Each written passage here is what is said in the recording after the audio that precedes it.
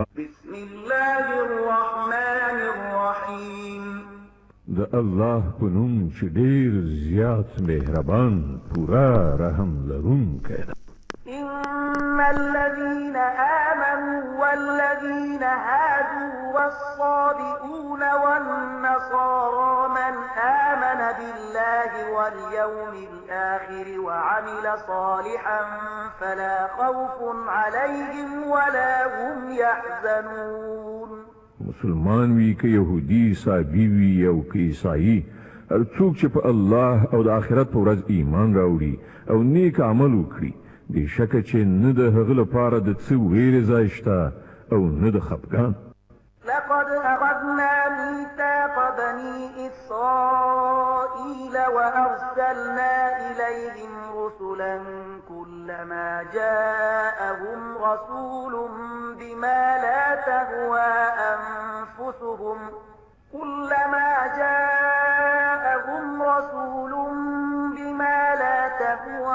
أنفسهم فريقا كذبوا وفريقا يقتلون. مونږ له بني اسرائیل څخه کلکه وعده اخیستې او هغو ته مو ډیر پیغمبران لیږلي، خو هر کله چې کوم پیغمبر هغو ته د هغو د نفسي غوښتنو په خلاف څه شی راوړی دی، نو چاته یې د دروغو نسبتونه کړي او څوک یې وژلي. وحسبوا ألا تكون فتنة فعموا وصموا ثم تاب الله عليهم ثم عموا وصموا كثير منهم والله بصير بما يعملون. او لزان سره دا انګیرل ده چې څه فتنه راولاړه نشي، د دې عمله ړانده کاڼه شول، بیا الله هغو ته بخښنه وکړه، خو له هغو څخه زیاتره کسان لا زیات ړانده کاڼه شول. الله د هغو دا ټول حرکتونه ګوري.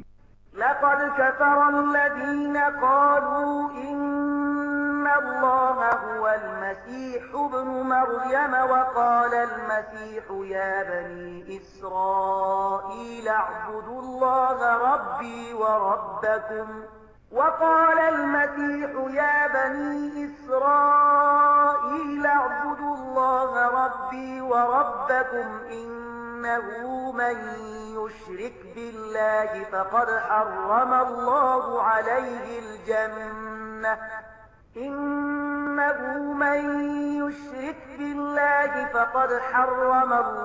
عليه الجنة ومأواه النار وما للظالمين من أنصار.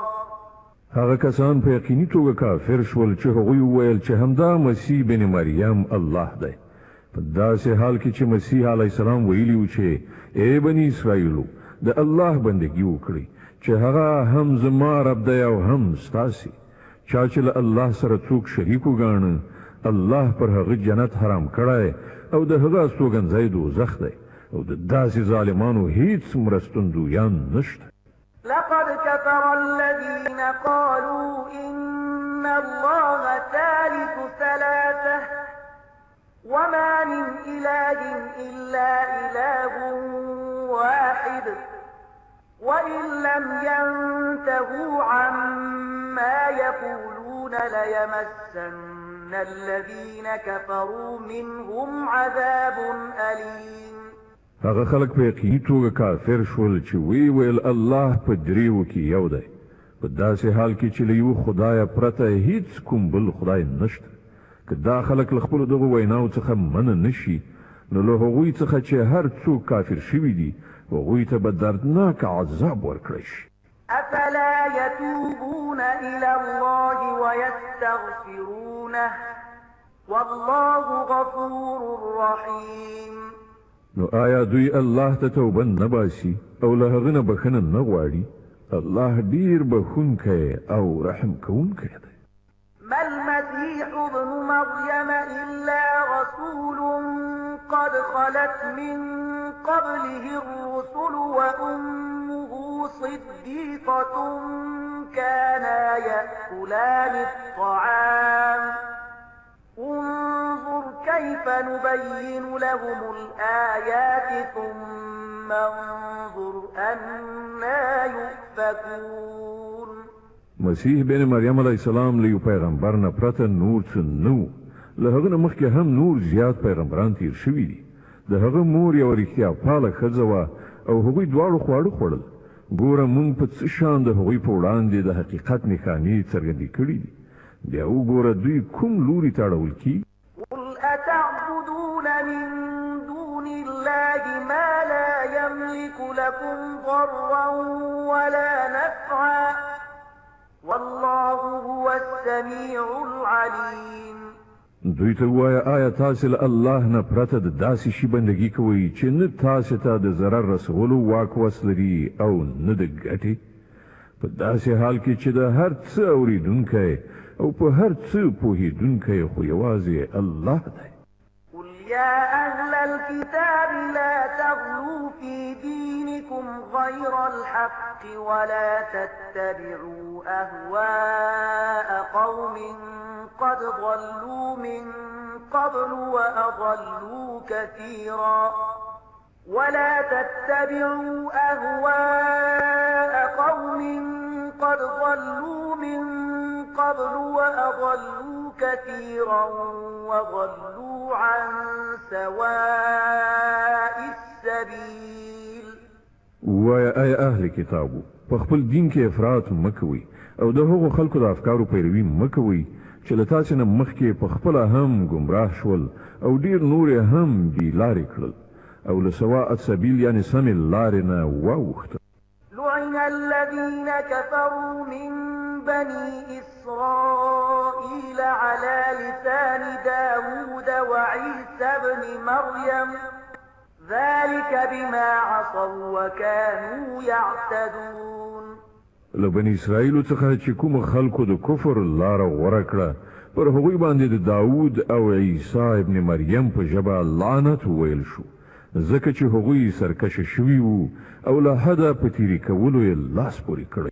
كانوا لا يتناهون عن منكر فعلوه لبئس ما كانوا يفعلون. هغوی د بدو چارو له سرته رسولو څخه یو د بل منع کول پرېښي وو. ناوړه کړنلاره وه چې هغوی غوره کړه. ترى كثيرا منهم يتولون الذين كفروا لبئس ما قدمت لهم أنفسهم أن سخط الله عليهم وفي العذاب هم خالدون. نن ته له هغوی څخه زیاتره داسې خلک ویني چې د مؤمنانو په مقابله کې د کفارو ملاتړ او ملګرتیا کوي.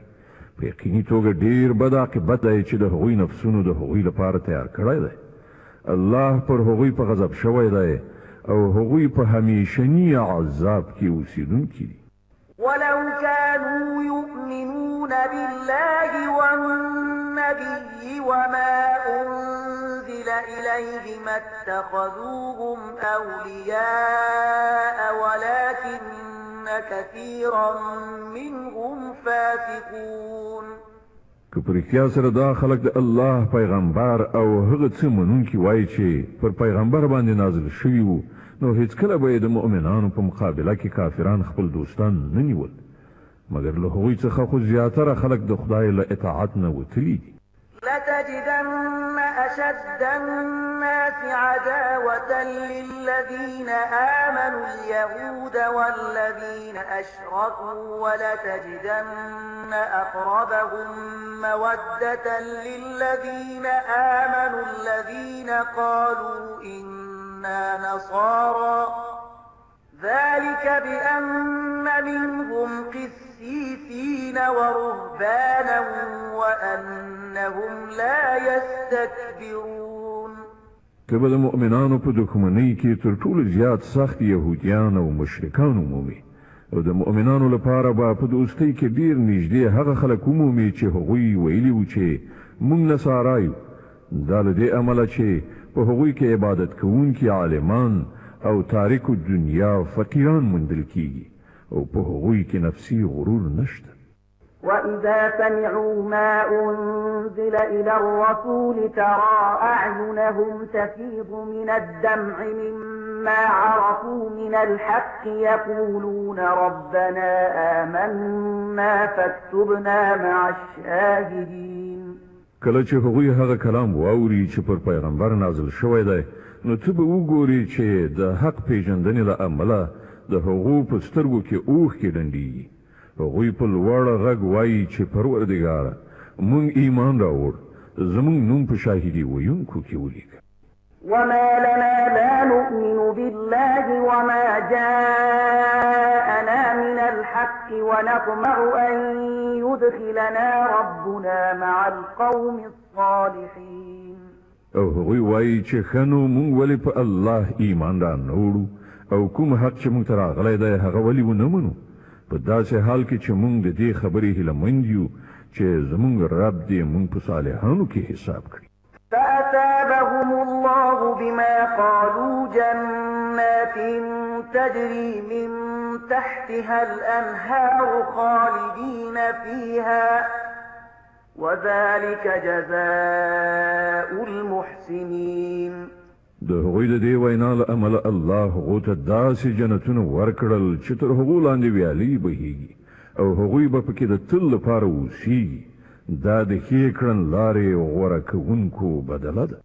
والذين كفروا وكذبوا بآياتنا أولئك أصحاب الجحيم.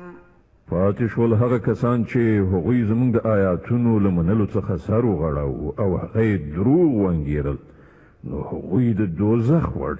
يا أيها الذين آمنوا لا تحرموا طيبات ما أحل الله لكم ولا تعتدوا إن الله لا يحب المعتدين. اے مؤمنانو کوم پاک شیان چې الله ستاسو لپاره حلال کړی دي هغه مه حراموئ او له حد نه تیری مه کوئ. تیری کوونکي د الله ډیر بدی سي. وكلوا مما رزقكم الله حلالا طيبا واتقوا الله الذي أنتم به مؤمنون. څه شی چې الله حلال او پاک روزي تاسو ته درکړی ده هغه خورئ څښئ او د هغه خدای له نافرمانۍ څخه په څنګ اوسئ چې پر هغه مو ایمان راوړی دی. لا يؤاخذكم الله باللغو في أيمانكم ولكن يؤاخذكم بما عقدتم الأيمان فكفارته إطعام 10 مساكين من أوسط ما تطعمون أهليكم فكفارته إطعام 10 مساكين من أوسط ما تطعمون أهليكم أو كسوتهم أو تحرير رقبة فمن لم يجد فصيام 3 أيام ذلك كفارة أيمانكم إذا حلفتم واحفظوا أيمانكم كذلك يبين الله لكم آياته لعلكم تشكرون. تاسو چې کومې بابیزه او غیر ارادي لوړې کوي یعنی قسمونه خوري پر هغو مو الله نه نیسي او کومې لوړې یعنی قسمونه چې تاسو له پوهې او ادراک سره کوي پر هغو به مو ارومرو هغه ونیسي. د داسې قسمونو ماتولو کفارت دا ده چې لسو مسکینانو ته له هغو منځنۍ درجې خوړو څخه ورکړئ چې تاسې خپلې کورنۍ ته ورکوئ یا هغوی په جامه پټ کړئ یا یو غلام آزاد کړئ او څوک چې د دې وسو نه لري هغه د 3 ورځې روژه ونیسي. دا ستاسې د قسمونو کفاره ده چې کله قسم وخورئ او ماتې کړئ د خپلو قسمونو ساتنه وکړئ. په دې توګه الله خپل حکمونه تاسې ته څرګندوي پکار ده چې تاسې شکر وباسئ. يا أيها الذين آمنوا إنما الخمر والميسر والأنصاب والأزلام رجس من عمل الشيطان فاجتنبوه لعلكم تفلحون. اے مؤمنان دا شراب قمار دا درشلې یعنی نسب شوي تیږې د عبادت لپاره او غشي د بخت ازمایلو په خاطر دا ټول ناولي او شیطانی کارونه دي. له هغو نه ډډه وکړئ هیله ده چې تاسې ته به بری در په برخه شي. إن إنما يريد الشيطان أن يوقع بينكم العداوة والبغضاء في الخمر والميسر ويصدكم عن ذكر الله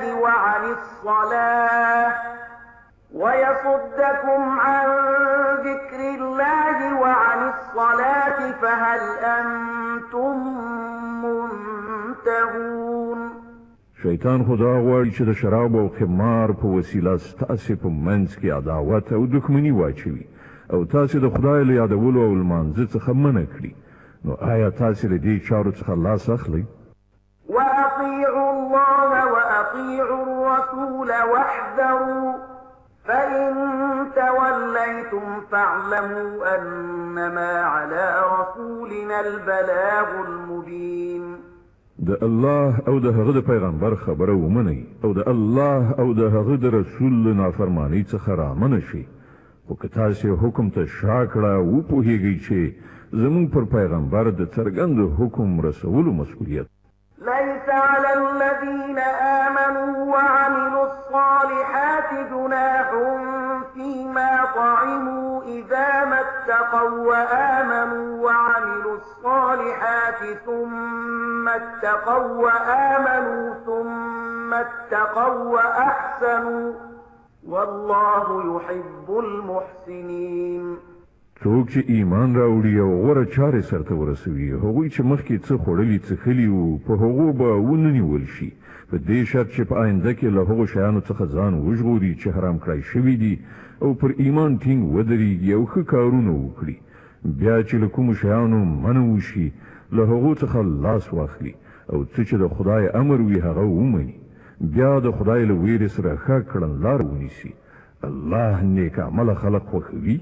يا أيها الذين آمنوا ليبلونكم الله بشيء من الصيد تناله أيديكم ورماحكم ليعلم الله من يخافه بالغيب فمن اعتدى بعد ذلك فله عذاب أليم.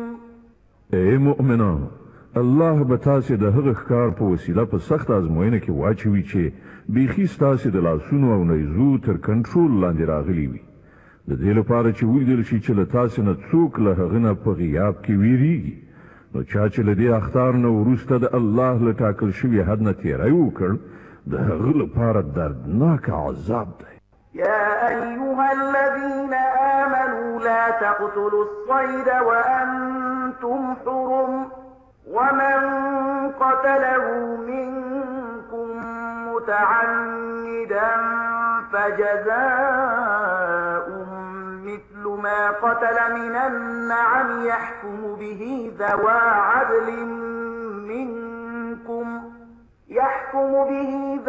عدل منكم هديا بالغ الكعبة أو كفارة طعام مساكين أو عدل ذلك صياما ليذوق وبال أمره عفى الله عما سلف ومن عاد فينتقم الله منه والله عزيز ذو انتقام.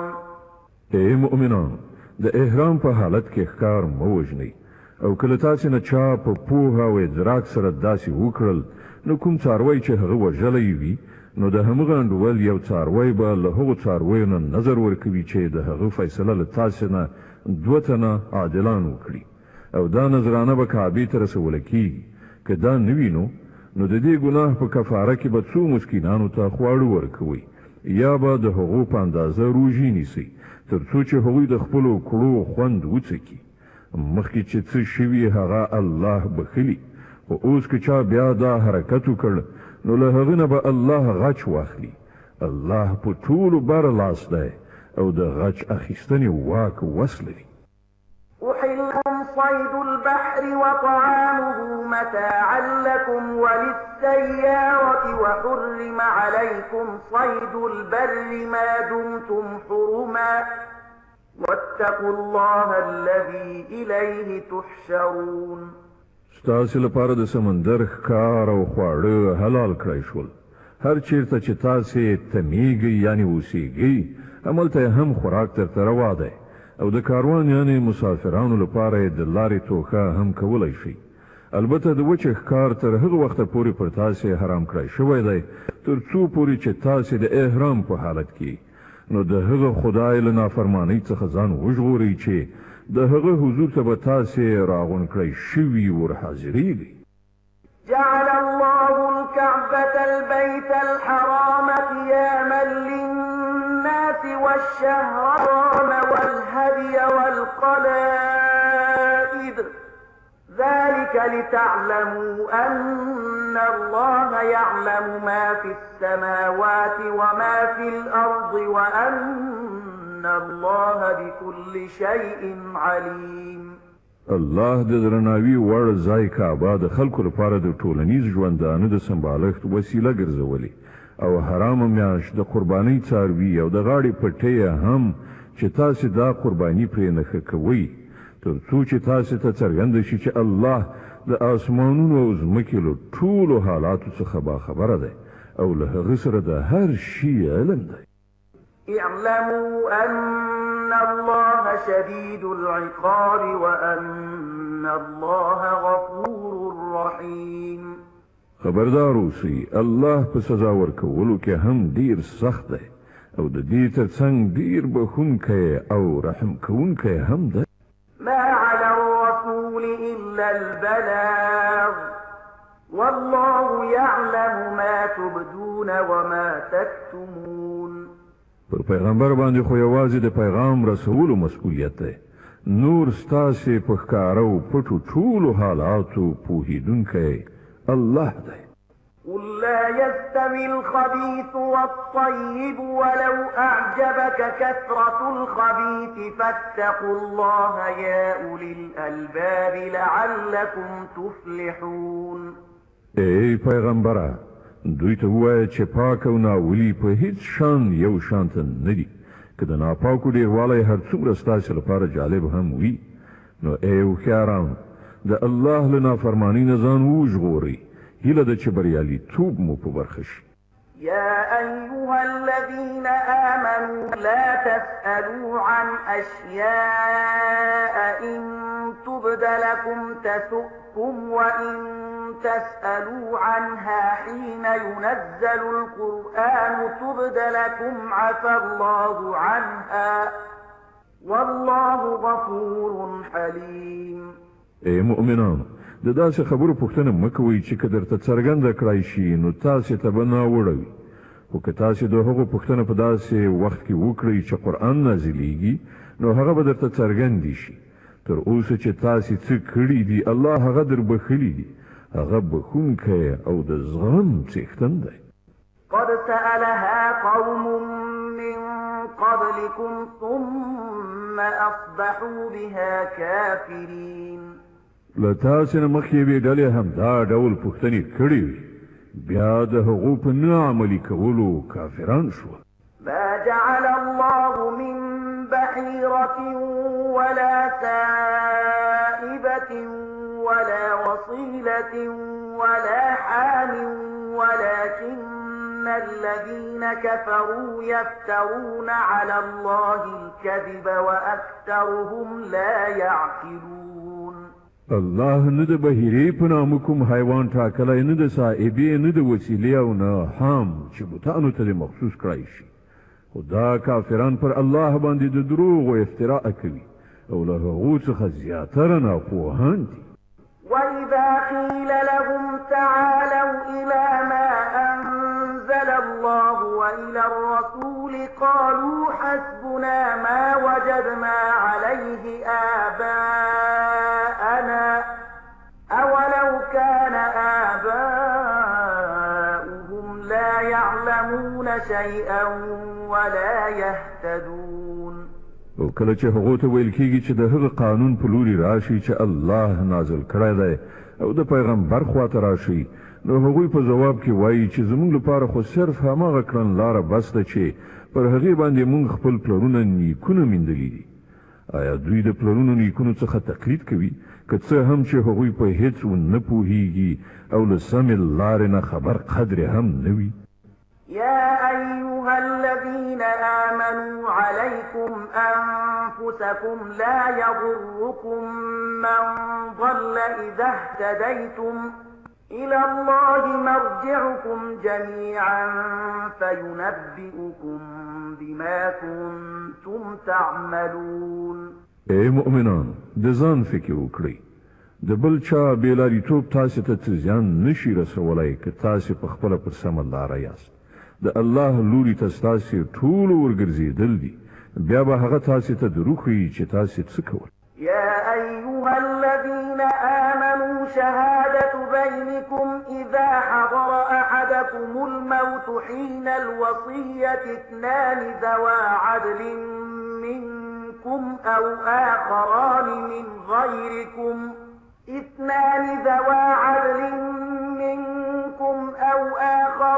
من غيركم إن أنتم ضربتم في الأرض فأصابتكم مصيبة الموت تحبسونهما من بعد الصلاة فيقسمان بالله إن ارتبتم لا نشتري به ثمنا ولو كان ذا قربى ولا نكتم شهادة الله إنا إذا لمن الآثمين. اے مؤمنان کله چې له تاسو نه د کوم چا د مرګ وخت راشي او هغه وصیت کوي نو د هغه لپاره د شاهدۍ نصاب دا دی چې له تاسو نه د دوه عادلان شاهدان ونیول شي یا که تاسو د پردیسۍ په حالت کې یاست او هلته د مرګ مصیبت مخې ته راشي نو له غیر مسلمانانو څخه د دوه شاهدان ونیول شي. بیا که څه شک پیدا شي نو له لمانځه نه وروسته د دواړه شاهدان په جومات کې ستانه کړی شي او هغوی د په خدای قسم وکړي ودې وایي چې موږ د څه شخصي ګټې په بدل کې د شاهدۍ پلورونکي نه یو او که څوک زمونږ څه خپلوانه هم وي موږ د هغه مراعات کوونکي نه یو او نه موږ د خدای لپاره شاهدي پټوونکي یو. که موږ داسې وکړل نو په ګناهکارانو کې دې وشمېرل شو.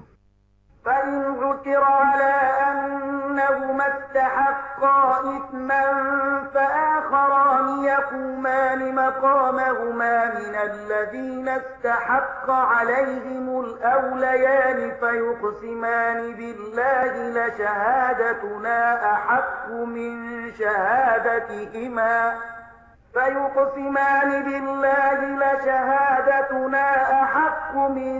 شهادتهما وما اعتدينا إنا إذا لمن الظالمين. خو که ښکاره شي چې دغو دواړو خپل ځان په ګناه کې اخته کړی دی نو بیا د هغو په ځای دي دوه نور داسې کسان چې د هغوی په پرتله د شاهدۍ ویلو زیات اهلیت لري له هغو خلقو څخه دې راپاتېږي چې د هغو حق خوړل شوی وي او هغوی د په خدای قسم وخوري ودې وایي چې زمونږ شاهدي د هغو د شاهدۍ په پرتله زیاته په حق ده او موږ په خپله شاهدۍ کې څه زیاتی نه دی کړی. که موږ داسې وکړو نو له ظالمانو څخه دې وشمېرل. ذلك أدنى أن يأتوا بالشهادة على وجهها أو يخافوا أن ترد أيمان بعد أيمانهم واتقوا الله واسمعوا والله لا يهدي القوم الفاسقين. په دې ترتیب زیاته هیله کېدای شي چې خلک به بیخي رښتیا شاهدي ووهي یا به لږ تر لږه له دې خبرې وویریږي چې د هغو قسمونه وروسته نه چېرته په دوهمو قسمونو تردید شي. له الله نه وویریږي او د هغه حکم واورئ. الله نافرماني کوونکي له خپلې لارښودنې څخه بې برخې کوي. يوم يجمع الله الرسل فيقول ماذا أجبتم قالوا لا علم لنا إنك أنت علام الغيوب. په هغه ورځ چې الله ټول پیغمبران را ټول کړي پوښتنه وکړي چې تاسو ته څه ځواب درکړ شو نو هغوی به عرض وکړي چې موږ هیڅ نه پوهیږو همدا ته په ټولو پټو حقایقو پوهیږي. إذ قال الله يا عيسى ابن مريم اذكر نعمتي عليك وعلى والدتك إذ أيدتك بروح القدس تكلم الناس في المهد وكهلا وإذ علمتك الكتاب والحكمة وإذ علمتك الكتاب والحكمة والتوراة والإنجيل وإذ تخلق من الطين كهيئة الطير بإذني فتنفخ فيها فتكون طيرا بإذني وتبرئ الأكمه والأبرص بإذني وإذ تخرج الموتى بإذني وإذ كففت بني إسرائيل عنك إذ جئتهم بالبينات فقال الذين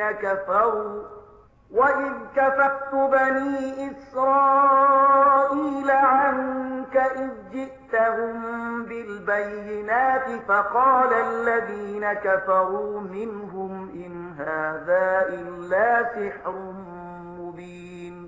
بل هغه وخت در پزړه کړه چې کله الله وفرمایي چې اې د مریم زوی عیسی زما هغه نعمت در یاد کړه چې ما پر تا او ستا په مور پیرزو کړیو ما په سپېڅلي روح سره ستا مرسته وکړه تا په زانګو کې هم د خلکو سره خبرې کولې او په آخه عمر ته په رسېدو هم ما تا ته د کتاب حکمت تورات او انجیل ښوونه وکړه تا زما په حکم له خټې څخه د مرغۍ جوسه جوړوله او په هغې کې د پوکی کاو او هغه زما په امر مرغۍ جوړېده تا مورزادي ړانده او پیس ناروغان زما په امر رغول تا مړي زما په امر راویستل یعنی د مرګ له حالت څخه د ژوند حالت ته راویستل بیا چې کله ته بني اسرائیلو ته له څرګندو نښانو سره ورغلې او څوک چې له هغو څخه د حق منکرانو هغوی وویل چې دا نښانې له کوډګرۍ نه پرته نور څه نه دي نو همدا ما ته له هغو څخه وژغورلې.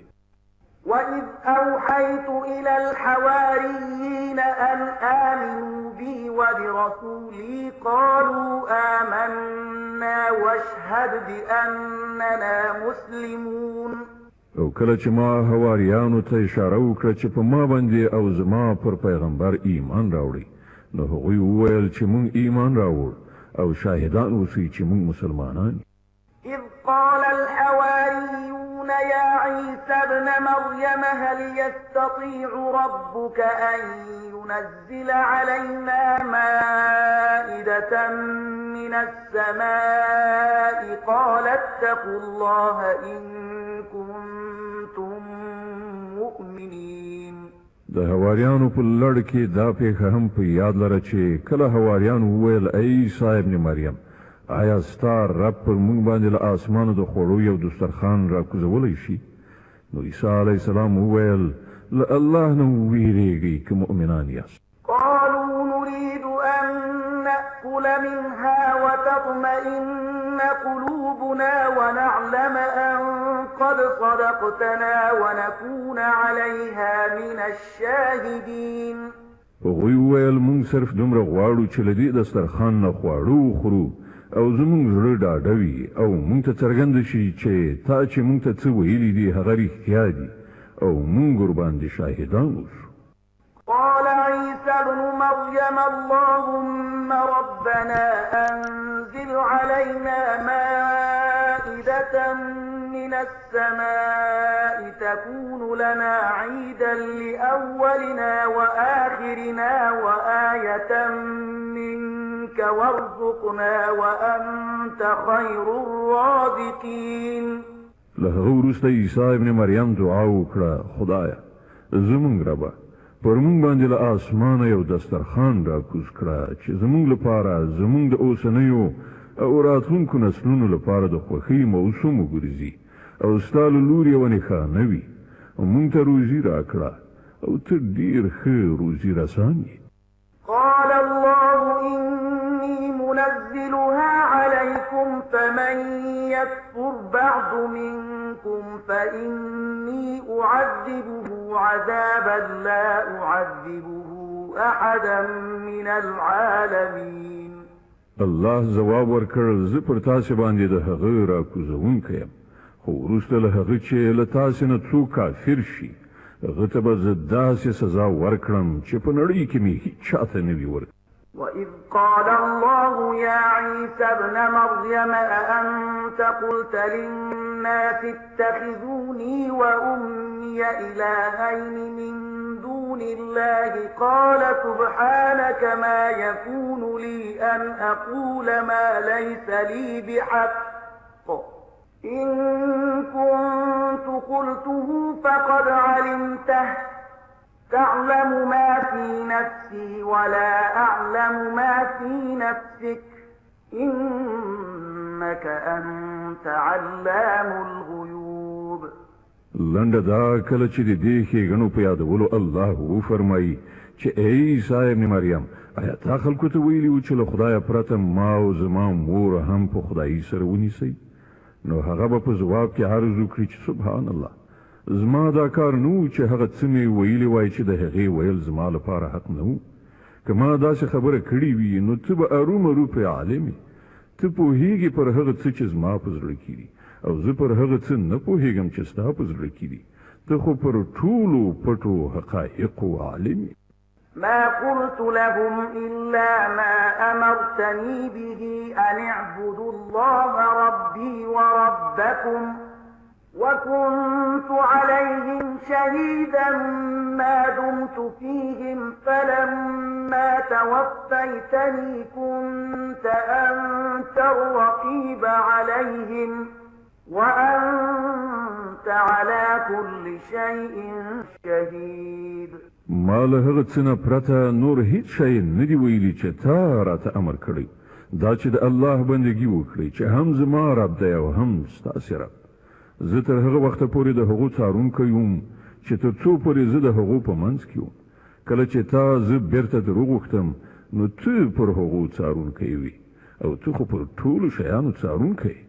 إن تعذبهم فإنهم عبادك وإن تغفر لهم فإنك أنت العزيز الحكيم. اوس که ته هغو ته سزا ورکړې نو هغوی ستا بندګان دي او که بخښنه ورته وکړې نو ته بر لاس او د حکمت خاوند. قال الله هذا يوم ينفع الصادقين صدقهم لهم جنات تجري من تحتها الأنهار خالدين فيها أبدا رضي الله عنهم ورضوا عنه ذلك الفوز العظيم. هلته به الله فرمایي دا هغه ورځ ده چې په هغې کې رښتینو ته د هغو رښتینولي ګټه رسوي.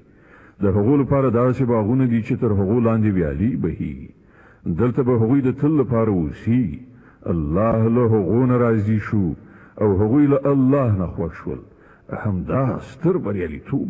لله ملك السماوات والأرض وما فيهن وهو على كل شيء قدير.